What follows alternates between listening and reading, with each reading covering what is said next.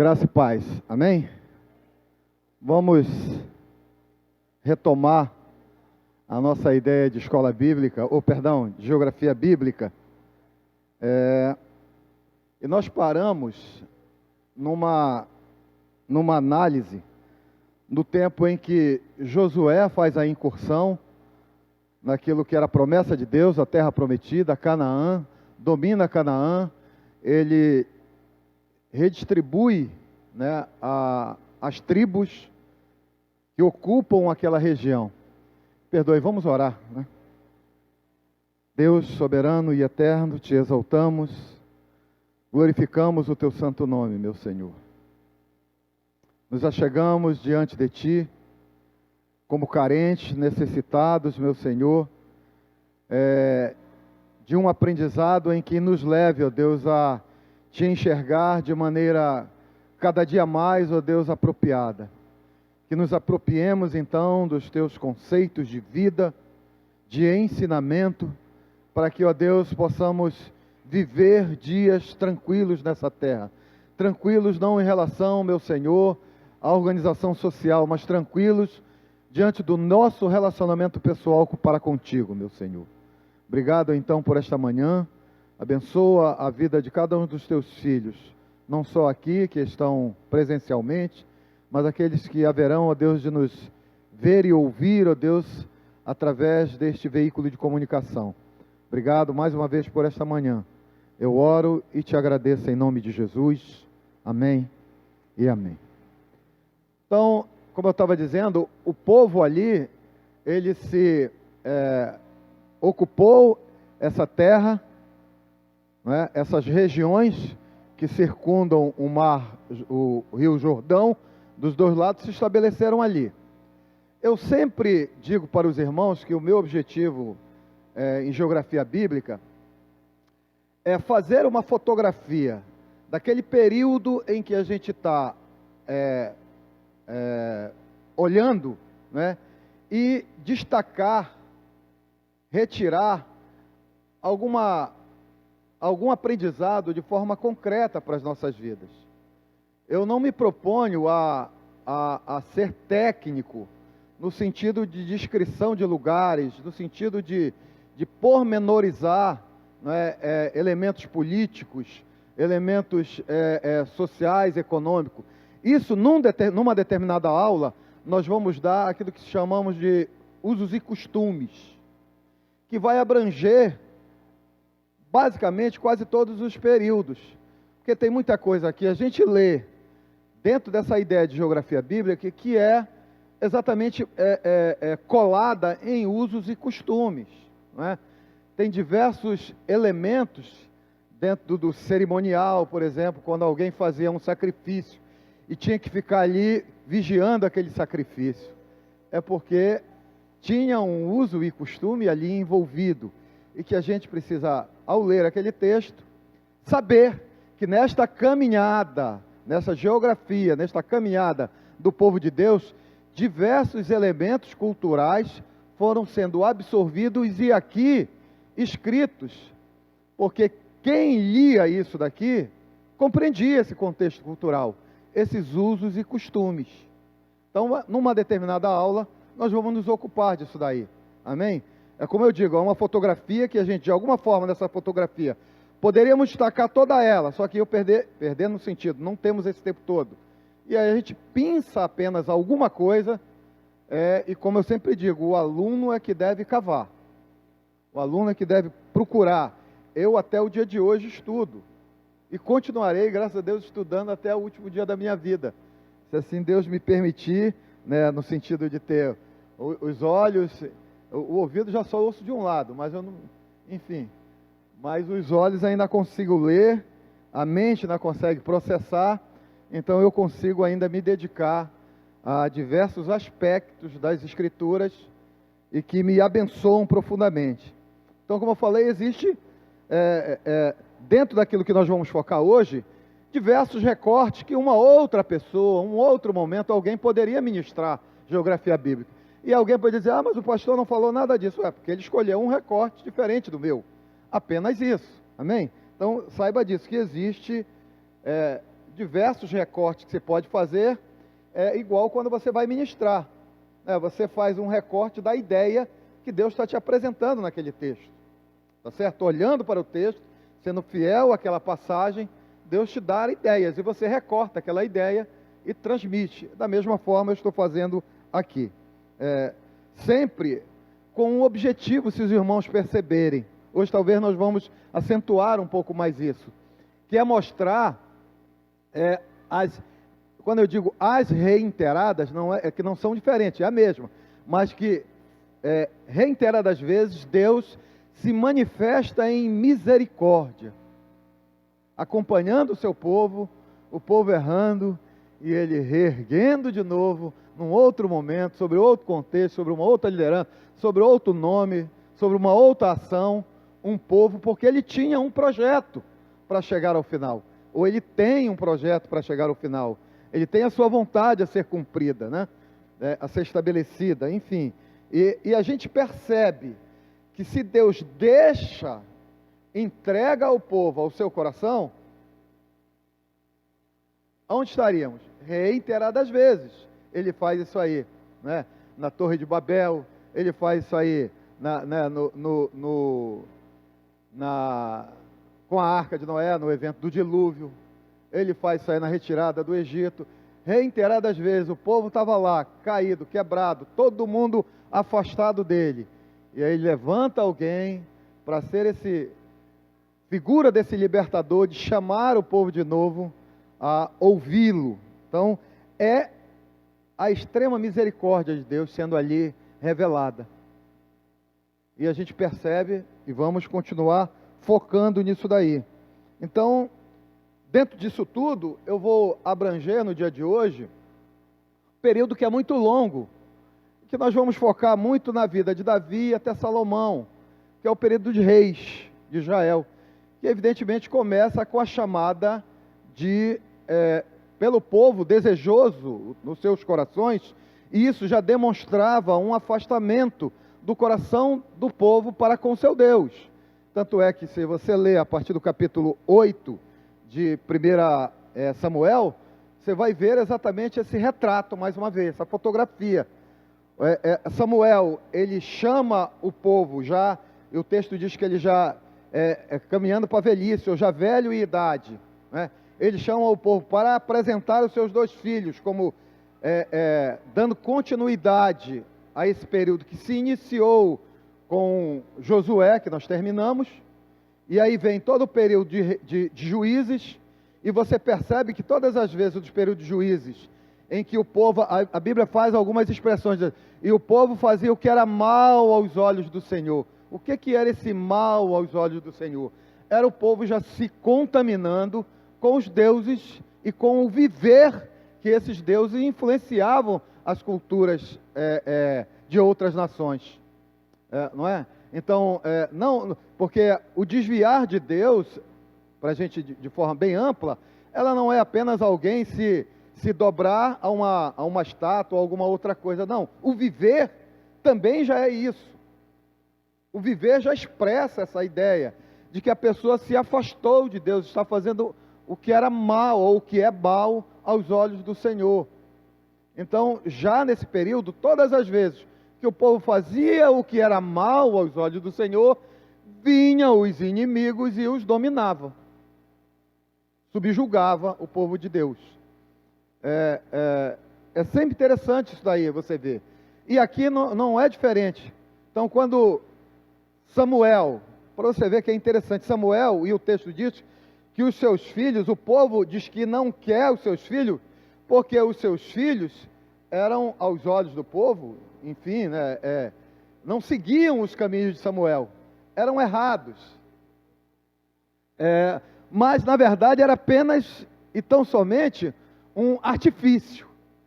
Porque Deus, ele diz assim, olha, não, Samuel, não te preocupa não, porque não é você nem a tua direção que eles estão rejeitando. Eles estão desejando um outro Deus, um outro rei, porque eu já não sou mais rei deles.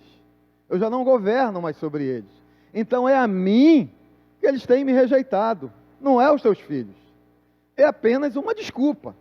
Eu sempre gosto dessas deixas, Porque o nosso coração é cheio de desculpa para justificar algumas coisas nossas. E que é erro diante de Deus. E ponto, meu irmão. O que é erro? É erro. Ah, porque a minha irmã me falou, né, as pessoas eu sempre reitero isso aí. Ah, o pastor falou uma palavra muito pesada. Meu irmão, e daí? Se ele errou, Deus vai tratar com ele. Não erremos também porque alguém errou. Então, porque os filhos de Samuel eram errados, cabia a Deus ser o juiz, cabe a Deus ser esse executor, não é? Do julgamento. Ao povo cabia respeitar esta atribuição de um líder que estava indicando, mais uma vez, ó, se certo ou errado, não vem ao caso. É o líder, tinha autoridade para fazer aquilo. E Deus, como a gente diz assim, olha, não, Deus está no controle. Mas nessa hora a gente diz assim, não, deixa eu dar o meu... Não, peraí, mas isso aqui está errado. Isso aqui está errado. Não deixa, Deus está no controle.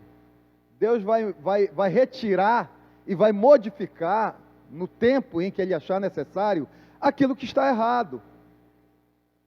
Precisamos ver essa caminhada do povo de Deus sobre a face da terra como ensinamento para nós, de fé. Fé em Deus, não nas nossas ideias, não naquilo que a gente entende que seja mais certo. E pode até que seja, que aquilo que eu entendo que seja certo, seja o certo. Mas não é o momento de eu ultrapassar o limite. Eu me lembro muito de algumas conversas com o meu saudoso pastor Ivo, e eu sempre muito afoito nas minhas ideias, era o retrato disso, por isso eu aprendo, não é? Aprendi e aprendo, né? E aí eu tinha ideias mirabolantes, mas isso está errado assim, ele falava assim, Zé Augusto, deixa Deus te colocar num lugar, ou num momento em que você possa ter autoridade para fazer isso que você pensa que é certo. Aí quando você tiver, você vai colocar, aí você vai ver, nem tudo que eu pensava que era certo deu certo. Então você tem essas experiências. E a gente, às vezes é isso, né? Eu gosto, mais uma vez, muito de aplicar a nossa realidade. A gente olha, a liderança tal, tinha que estar outro. Meu irmão, deixa Deus te levar até aquele lugar. Deixa Deus te conduzir. Pode estar errado, mas entrega na mão de Deus. É isso que a gente aprende ao olhar as Escrituras. Deus, Ele tem o controle de todas as coisas. Meu Deus. É que o nosso coração, o meu coração também sofre por eu querer ter o controle dessas coisas. Eu querer influenciar, ainda que a gente tenha liberdade. Eu só não posso passar do limite dessa liberdade. Conversar, orientar, chamar a atenção até de um pastor. Qualquer um pode fazer isso aí, para ajudá-lo, para alertá-lo, para fazer qualquer outra coisa em que se vislumbre, né, a intenção é sadia, né? Então, era essa a fotografia aqui da nação de Israel. O povo olhando para as suas nações vizinhas e se enfraquecendo no seu relacionamento com Deus. E aí, Deus olha para esta realidade e fala para Samuel, Samuel, atende o povo. Faz um alerta, porém, a eles. Capítulo 8, você continua lendo, você vai ver essa fotografia, né? Faz um alerta a eles, para que eles saibam o costume dos reis das outras nações, como é que é. Como é que é? Eles têm consciência daquilo que eles estão escolhendo? Ou é só pela ideia deles, de que aquilo ali é bom? E aí ele faz uma série de recomendações. Samuel chama o povo, alerta o povo, e o povo quase diz assim, Samuel, é quase nessa linguagem. Chega, Samuel, já te ouvimos, mas a gente quer assim mesmo. Tá bom, é de boa, a nossa decisão é melhor. E aí caminha para essa decisão. E aí já que o povo, influenciado, né, por todo esse olhar, daquilo que eles consideravam mais importante dentro da figura de um rei, Deus direciona para a vida de Saul, né? E a Bíblia faz questão de dizer que Saul era um homem tão, não só belo fisicamente, mas tão forte, para ser um guerreiro, um valente que vá à frente. Só que o Samuel, quando começa a alertar, diz que é o contrário. O rei não vai à frente, não. Nas terras, nesse viver terreno dos reis, terreno, o povo vai colocar os seus filhos, filhos de vocês, é na frente deles da batalha. É vocês que têm que dar a vida por esse rei. Não é o rei que vai dar a vida por vocês, não. É diferente do meu reinado. Então, Samuel faz esse alerta, mas o povo parece que é com o ouvido agravado, né? Não ouve, é assim. Quando o coração está inclinado para uma coisa, amigo, é difícil. E aí o povo não ouve e escolhe, e aí Deus apresenta essa figura que eles já desejavam nos seus corações. Um homem que ele diz assim, olha, o maior dos povos batia no peito de Samuel, de Saul, para destacar o quanto ele era, né, de uma estatura elevada, então impositiva na força, nesse sentido de que as pessoas viam ou desejavam um rei com aquelas características. E aí Saul é ungido. E interessante que é isso, né? Às vezes, aí eu vejo assim, é a interpretação minha, às vezes as escolhas parecem até que são boas. Porque Saul, e a Bíblia vai dizendo alguns eventos, ele começa muito bem, ele começa de forma humilde, ele começa, respeitando as coisas. Mas depois, o coração do homem se revela. A pequenez do homem diante da grandeza de Deus é descomunal, não é? E a gente percebe isso aí, que por mais que o homem se esforce para manter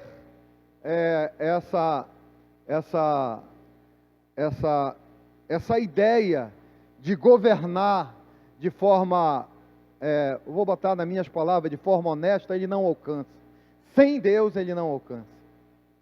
Deus sempre deve ser esse governante. Se Deus governar o coração do rei, ele vai bem. Mas se não governar, não adianta.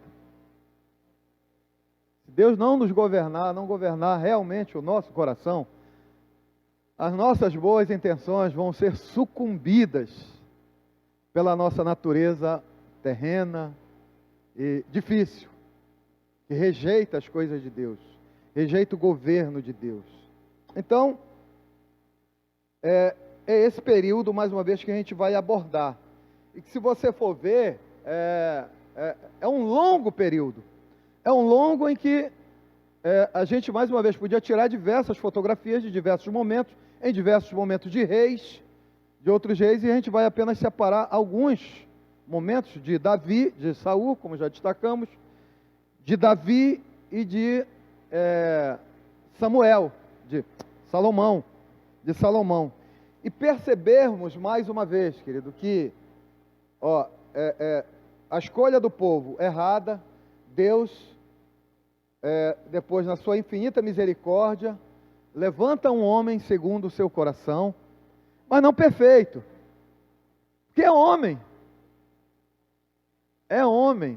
e na terra, enquanto homem, dentro desse sentido, não haverá perfeição. Nesse deslocamento todo de todos os homens, quando a Bíblia diz exatamente isso, todos pecaram.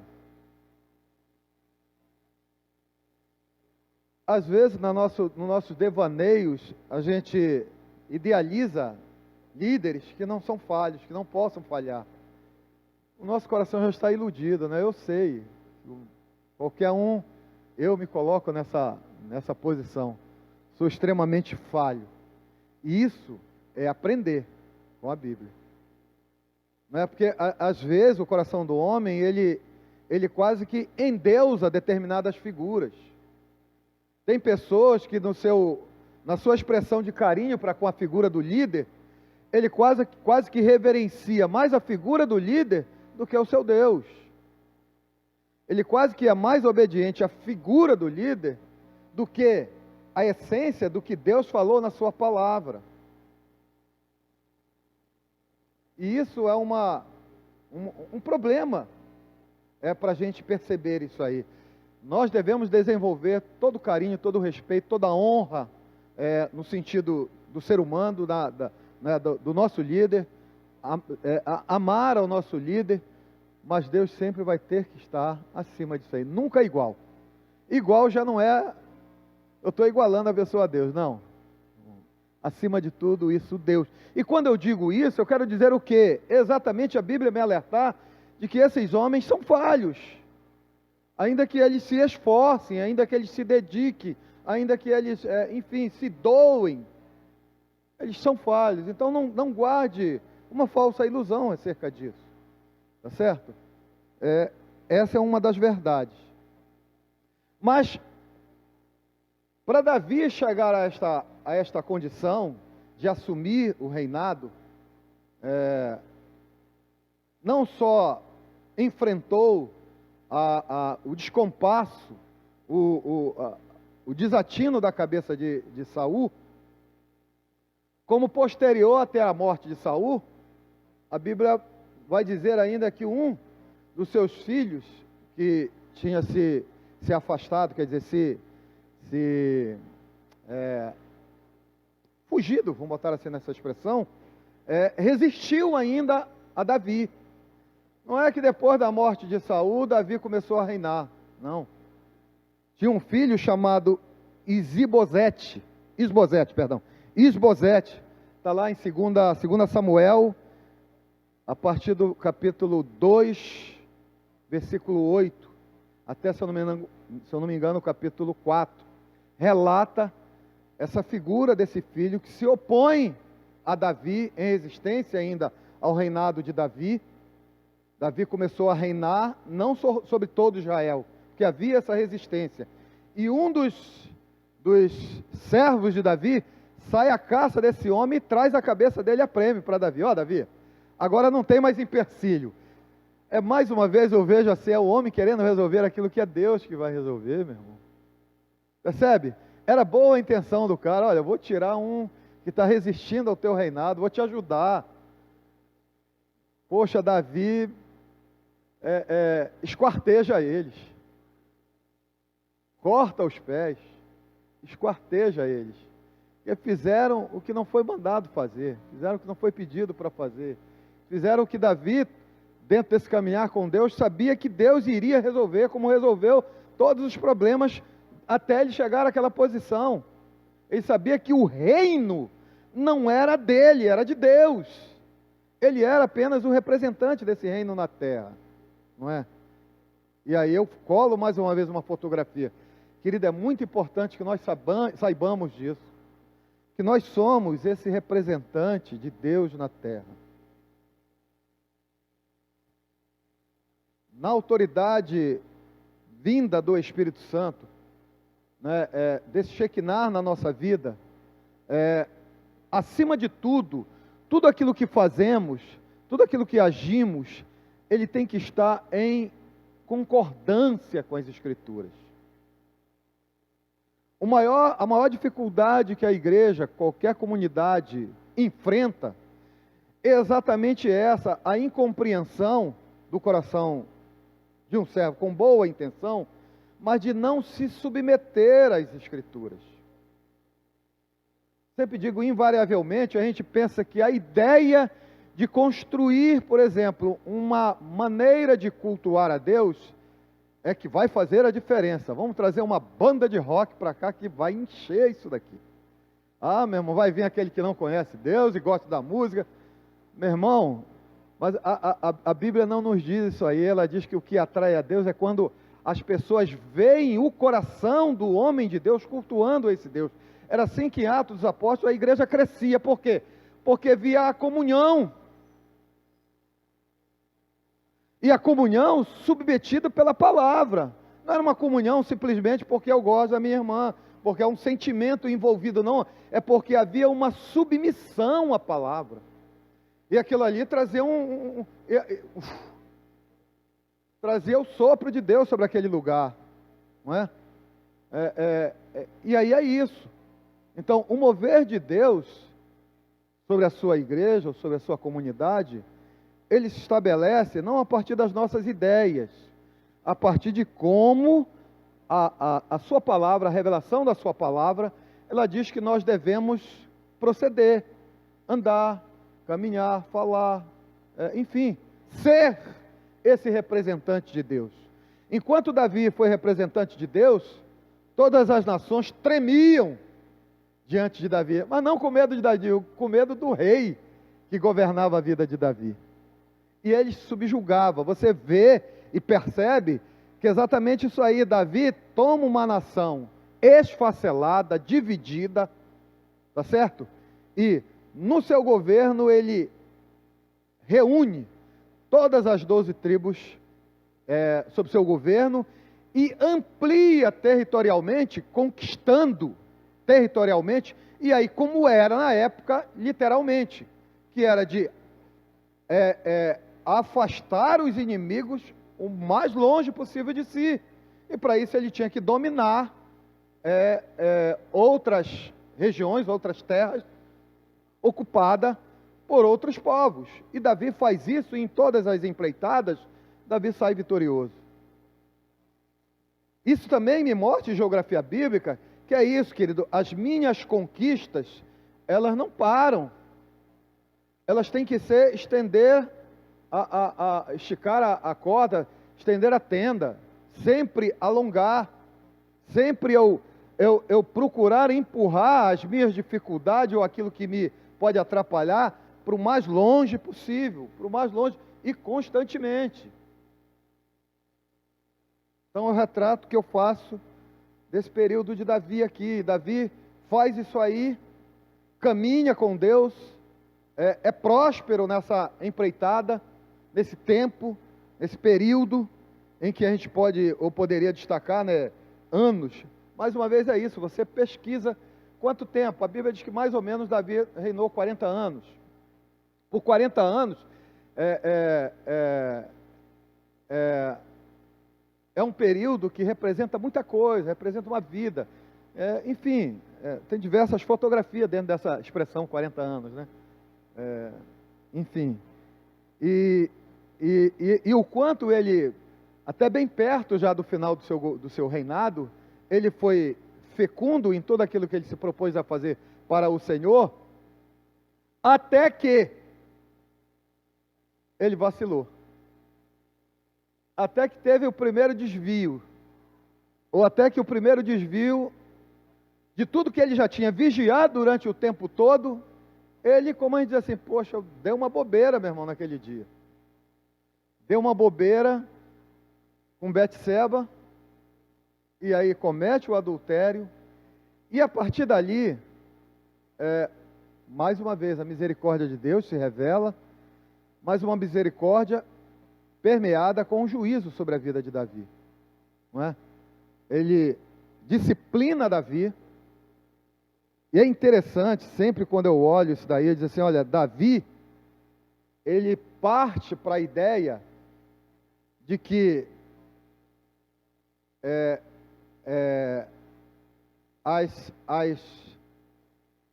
os rituais religiosos poderiam mudar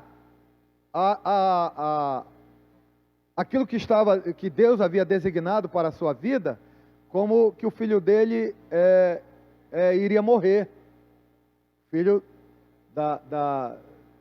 de que Betseba, né, fica grávida, e aí iria morrer.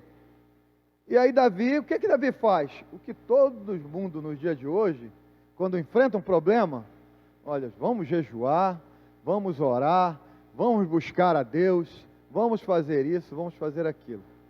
Enfim. E se vê que esse tipo de prática, no momento inadequado, ele não tem valor algum. Valor no sentido de mudar aquilo ali. O que Davi tinha que fazer, que era, na verdade, era isso aí, e aceitar. Era o arrependimento no seu coração e aceitar a disciplina de Deus. E ponto. Querido, e a gente precisa aprender isso aí. Tem determinadas coisas que não é para isso. A gente precisa desfocar. Isso tem o seu valor e um valor imensurável num determinado momento, dentro de um determinado contexto. Não em todos os contextos. Não em todos os contextos. Não confundamos. Isso eu creio que é uma igreja que cresce no amadurecimento no seu relacionamento com Deus. Você se convenceu, eu me convenci de que o erro está comigo, meu irmão, é joelho e arrependimento. Senhor, me perdoa. Ainda que eu tenha que colher o fruto desse meu erro, eu estou aqui junto de ti. E ponto. Davi, quando percebe que não atingiu o seu objetivo, ele lava o seu rosto e vida que segue. Mas o erro, e é evidente, de um líder, ele é tão aqui disciplinador para todo Israel, que da mesma forma que Saul, quando erra, o Senhor rasga das suas mãos o reino de Saul, quer dizer, transfere para Davi. Engraçado nisso aí, que até na escolha do rei, a tribo que o povo escolhe, não é uma tribo equivocada que mostra, de Benjamim.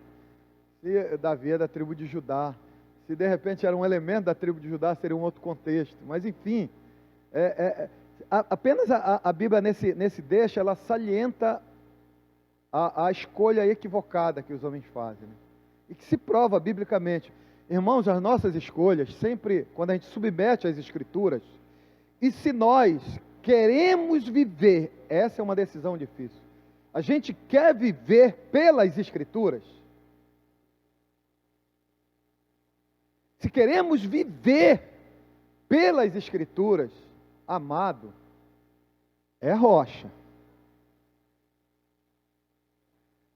Qual é o nosso maior problema? Hoje cada um, e tem espaço para isso, é evidente, né? Mas cada um quer viver segundo o que entende. A grande questão é essa, tem um problema? Vamos discutir esse problema sobre a ótica bíblica. E aí a gente vai chegar.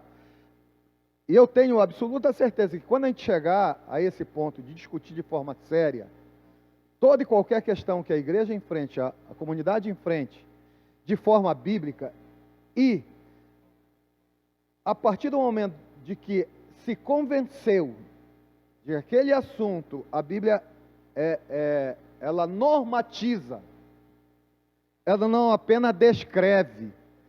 Tem passagens que são descritivas, descreve apenas um evento. Tem passagens que são normativas, ela estabelece normas de fazer a coisa. E aí o nosso coração, que é muito levado pelo emocional, ele tem dificuldade nesse momento. Porque a gente se deixa levar exatamente por isso aí, pela emoção. E a Bíblia, ela é, acima de tudo, a vontade de Deus estabelecida para o homem. Viver, se relacionar com... Aí a gente vai ver, com os seus filhos, filho com pai, pai com filho, marido com a mulher com o marido. Em todas as áreas da vida do homem, Deus prescreve. Agora, se o homem não quiser viver segundo a vontade de Deus, aí vai ter dificuldade. É difícil, às vezes, a gente engolir algumas coisas que Deus diz. É difícil. Mas é ou não é? A Bíblia não é a palavra de Deus? Se a gente se convence disso, de que tem, querido, tem muita coisa. Tem muita coisa. Daquilo que, mais uma vez, a gente poderia dizer aqui diversas coisas, elementos de cultos, diversas coisas para normatizar a nossa vida, e não ideias do homem. Então Davi se vale desses elementos religiosos, tenta sensibilizar o coração de Deus, e Deus diz não. Davi, está decidido. Davi já está definido por mim, decidido por mim, de que, e por Deus não abandonar a sua vontade, ele suporta a família davídica, de Davi, que vem. Por quê? Porque ele tinha propósitos dentro desta dinastia. Viria o Redentor. Então como é que ele iria fazer? Não é por causa de um erro de alguém que ele vai jogar tudo fora. A gente sempre diz, né? Alguns constroem algumas frases dizendo assim, não é por causa alguma coisa assim, se esqueci a palavra, do neném,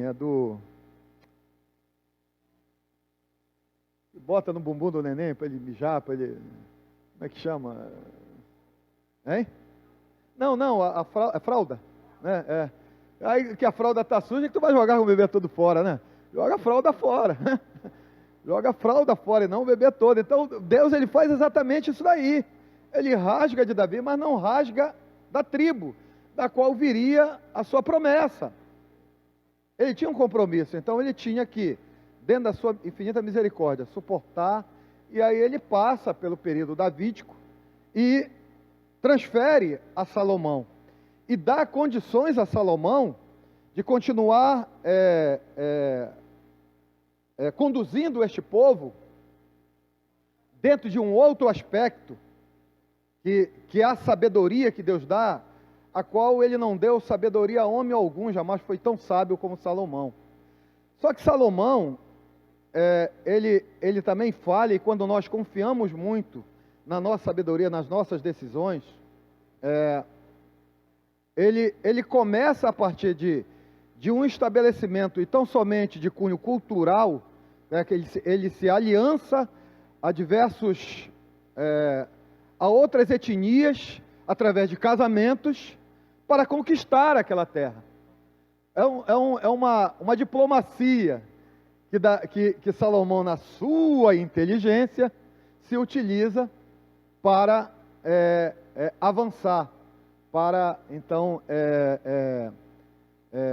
fazer aquilo que Davi, como guerreiro, fazia de forma a afastar os inimigos sem negociar nada. Davi nunca negociou nada com o inimigo. Ele afastava de forma como era cultural. Era na guerra. Ia conquistando os territórios. E Salomão não, ele opta por uma aliança de casamentos.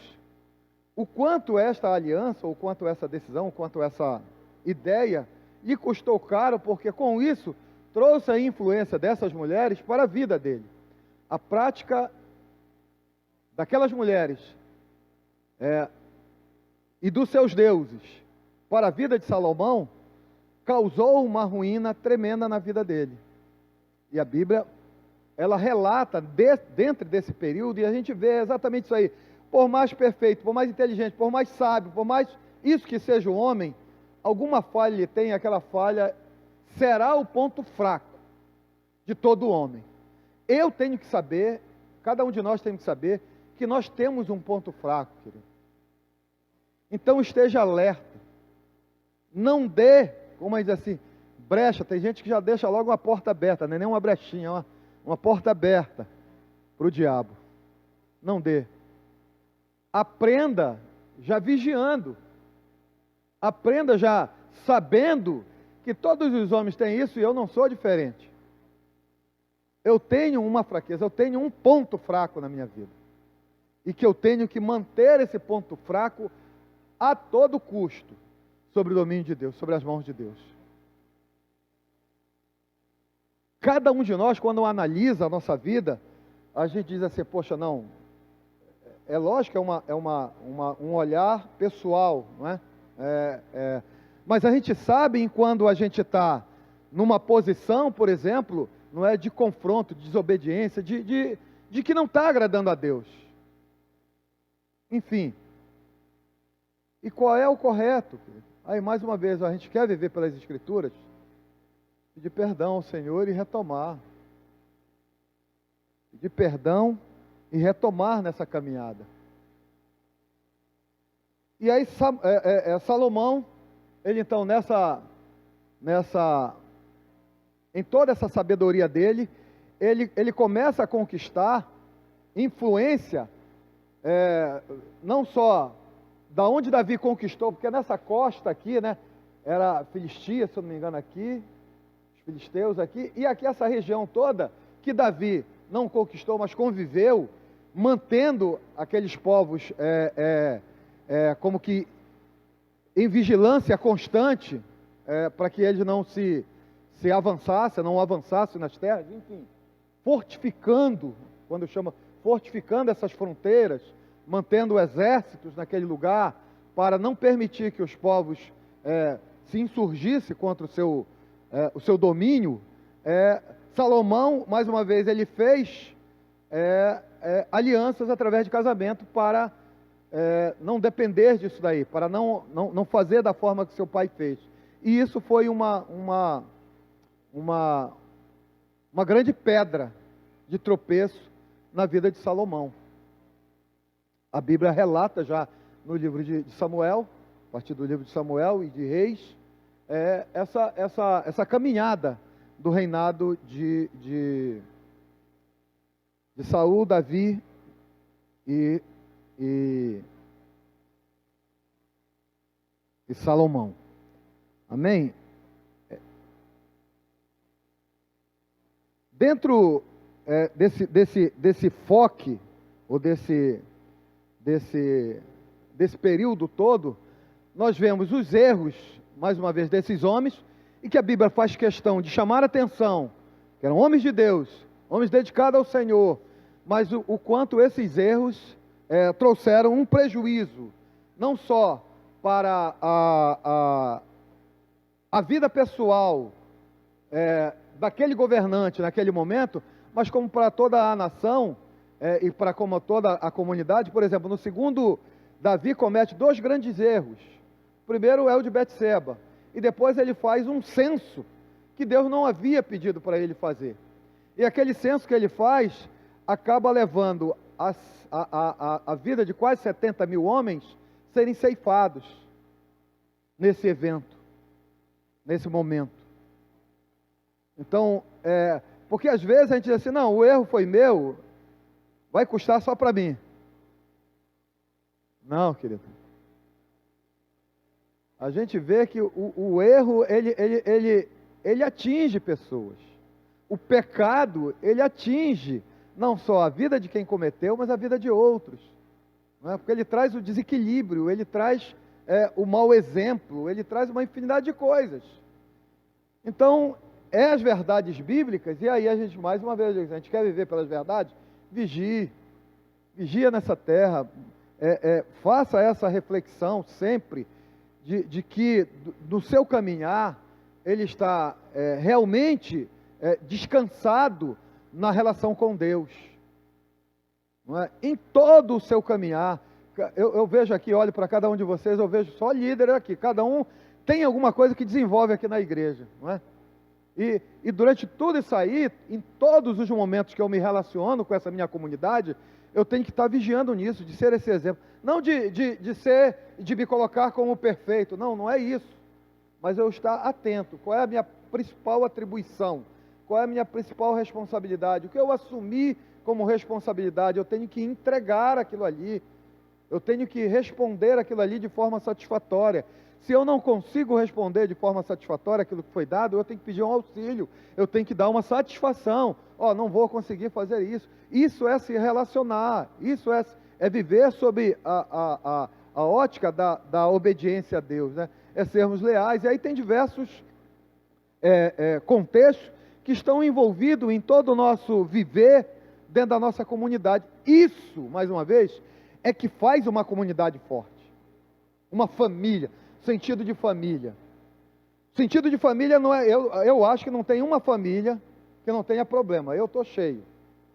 Cheio até o pescoço, até mais do que o pescoço. Quase pulando para continuar respirando, de problemas na minha família.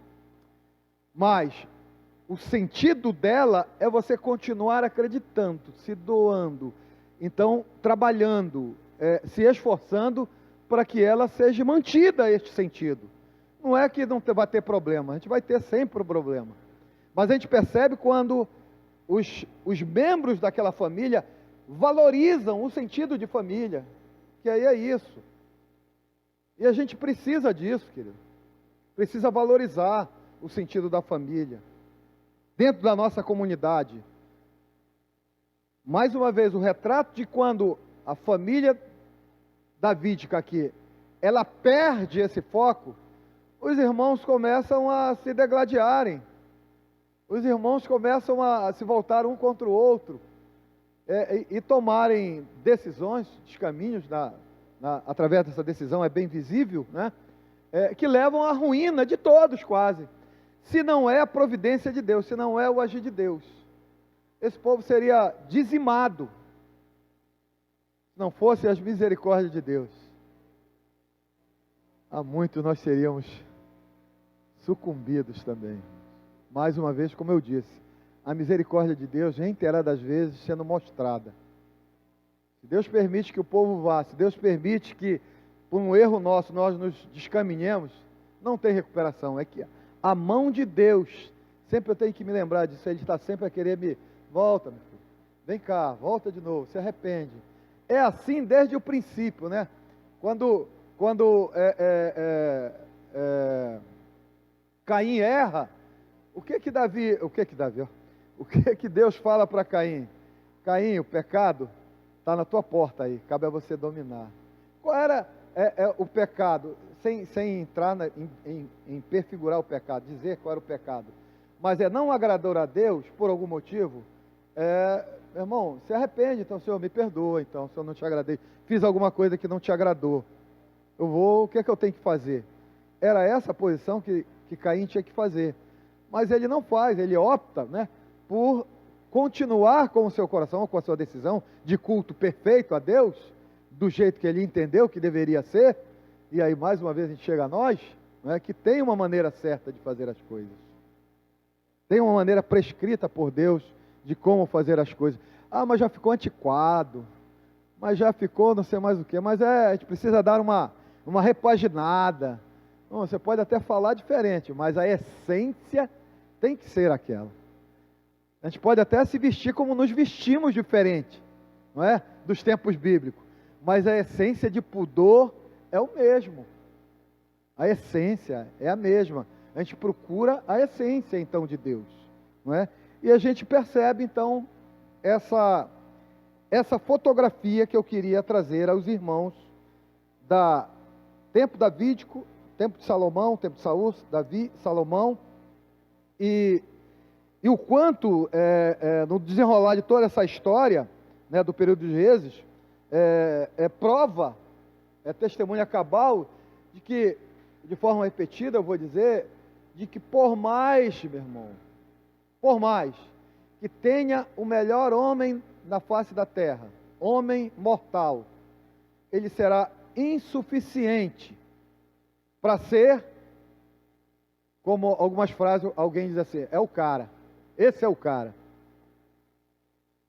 será insuficiente. O nosso relacionamento, no final de todas as coisas, no frigir dos ovos, é nosso com Deus, acima de tudo. É pessoal para com Deus, é pessoal para com as suas escrituras. As outras coisas nós poderemos ter, e é natural que tenhamos diferença. É perfeitamente compreensível que tenhamos diferença. Haja visto disso, de que somos pessoas falhas.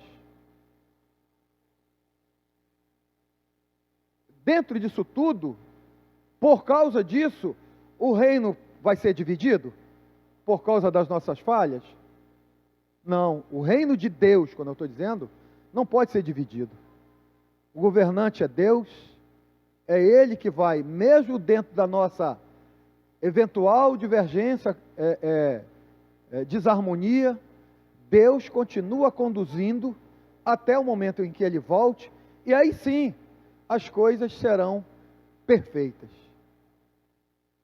Dá para você perceber em todas essas histórias, de que todas as famílias, que você vê exatamente esses elementos, né? Falei antes, no começo, de Samuel.